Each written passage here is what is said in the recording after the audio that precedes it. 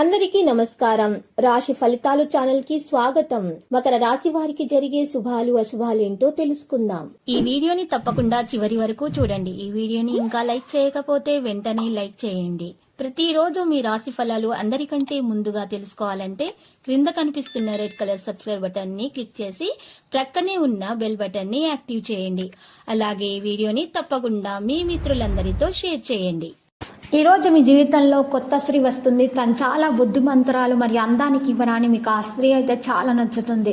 మరియు మీరు ఆ స్త్రీతో స్నేహం కూడా చేసే ప్రయత్నాలు అయితే చేస్తారు.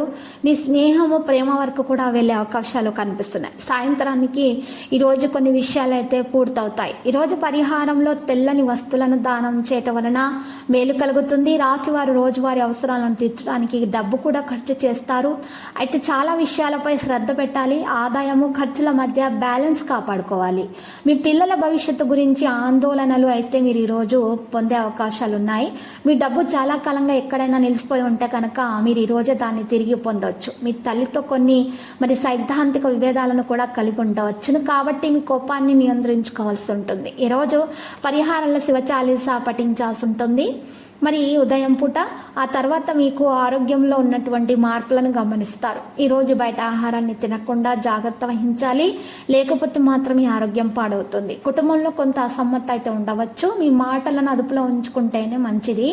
ప్రేమ విషయంలో మాత్రం సమస్యలన్నీ కూడా పరిష్కరించబడతాయి. మీరు ఈరోజు మృదువుగా సంభాషించాల్సి ఉంటుంది. లేకపోతే మాత్రం ఈ సంబంధాలలో చీలిక అనేది ఏర్పడుతుంది. విద్యార్థులకు ఈరోజు డబ్బు కొంత ఖర్చు అనేది పెరగవచ్చును. ఈరోజు వ్యాపారానికి కొత్త ఊపు రావాలంటే మీరు చాలా కష్టపడాల్సి ఉంటుంది. ఉద్యోగాలతో సంబంధం ఉన్న వ్యక్తులైతే ఈరోజు జాగ్రత్తగా తమ పనులను చేసుకోవాలి. అనవసరమైనటువంటి విషయాలలో ఈరోజు తలదూర్చకండి.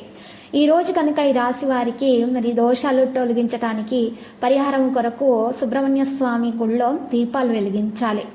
ఇలా చేయటం ద్వారా మీకు చాలా దోషాలు తొలగిపోతాయి.